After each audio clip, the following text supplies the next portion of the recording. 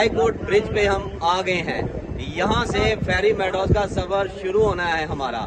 ये आप देख रहे हैं ये सारी जीप इसीलिए खड़ी हैं कि हमें फेरी मेडोज के लिए जाने के लिए, ये गिलगित बल्तिस्तान का ये एरिया है।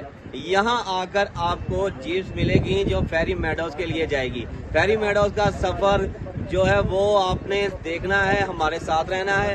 कितना डेंजरस है, कितना खौफनाक है, ये हम आपको चलकर दिखाएंगे। उससे पहले हम आपको दिखाते हैं कि यहाँ जीप्स के लिए जब लोग आते हैं तो उनको कितने पैसे लेके आने पड़ेंगे कि यहाँ से उनको जीप्स आसानी से मिल सके। ऐसा कि हमने आपको बताया था कि फेरी मेडोज के लिए यहाँ से जीप्स मिलती हैं, तो जीप्स जो हमें कितने पैसों में मिलती हैं, कितने पैसे चाहिए और कितने बंदे लेके जाती है, इनके बारे में ये हमारे साथ एक यहाँ मौजूद हैं। आप इनसे हम पूछेंगे और ये बताएंगे। जी अस्सलाम वालेकुम सर, आपका नाम क्या है? मेरा नाम फलाउद्दीन। फलाउद्दीन, ये फलाउद्दीन भाई साहब हैं, ये हमें बताएंगे कि यहाँ जीप पे जो है कितने पैसे फेरी मेडोज के लिए? सर जीप पे आने जाने का 16,000 है। जीप पे आने जाने का 16,000 रुपया है और 16,000 में आपको फेरी मेडोज के लिए जीप लेके जाएगी। तो जीप में कितने बंदे जो हैं वो बैठ सकते हैं? 5 बंदे बैठ सकते हैं। क्यों 5 बंदे क्यों बैठ सकते हैं?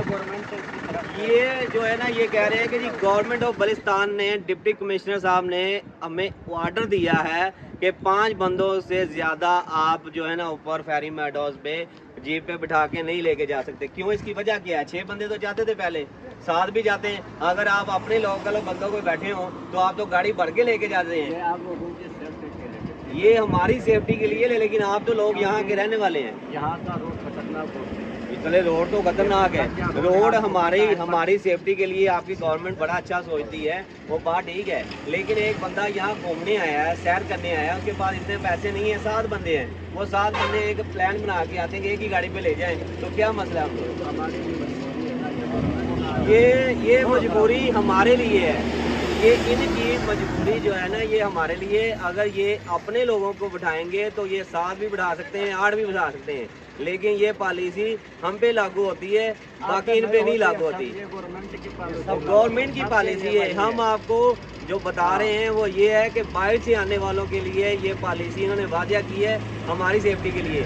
लेकिन हम आपको वो गाड़ियाँ भी दिखा सकते हैं कि जो गाड़ियों पे ये 8, 10, 12 बंदे अपने घर के सारे बिठा के फेरी मेडोज पे सफर करते हैं। तो चले आगे चलते हैं। ये बंदा यहाँ का करता धरता है और आल ही नाल है, इसके पास बहुत ज़्यादा पावर है। ये चाहे तो 5,000 में भी करवा सकता है और 8-10,000 में भी करवा सकता है।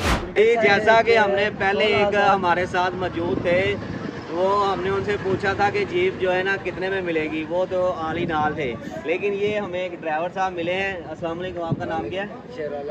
शेर आलम भाई हैं। शेर आलम भाई, ये इसके बारे में बताएं कि जीप जो है यहाँ से कितने देर लगता है जो फेरी मेडोज पे हम जाते हैं?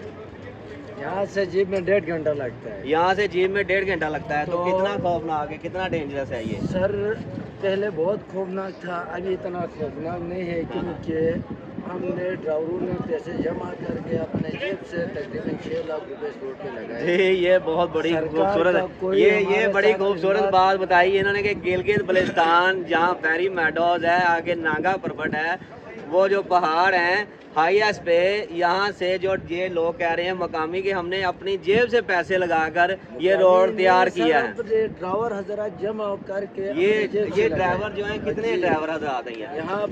85-87 ड्राइवर है। 85 से 87 जो है ना, 100 के करीब ड्राइवर हैं। ये सब ने मिलकर अपनी इनकम के लिए, अपनी रोज़गार के लिए ये फेरी मेडोज का और ये रोड पे पैसा लगा के अपना जो है ना ट्रैक ठीक किया है कि यहाँ से हम रोज़गार कमाएं। तो ये तो बड़ी अच्छी बात है कि आपने ये किया है। गवर्नमेंट ने आपकी कोई मदद नहीं की? नहीं, कोई मदद नहीं की। 3 पुलिये है, वो भी कभी एक आते कभी 2 आते। 1 किलोमीटर का रोड उनके लिए हमने छोड़ा है कि भाई ये आप करें, लेकिन अभी तक आप दिया तो देखोगे कि कोई उसने काम नहीं किया। कोई काम नहीं किया। ये हमारा ये जो मजदूर लगाए हैं वो रोड भी देखो, और सरकार का जो पुलिस लगे हुए हैं वो रोड भी आप चेक करो ताकि आपको पता चले। थैंक यू जी, बहुत शुक्रिया। फेरी मेडोज पाकिस्तान के शुमाली इलाका जात में वाक़या एक खूबसूरत और कुदरती जन्नत है जो गिलगित बल्तिस्तान के ज़िला दियामिर में वाक़या है। इसका असल नाम जुटियाल सर है, लेकिन मगरबी सियाहों ने اس کی خوبصورتی اور جادوئی نظاروں کی وجہ سے اسے فیری میڈوز یعنی پریوں کا میدان کا نام دیا۔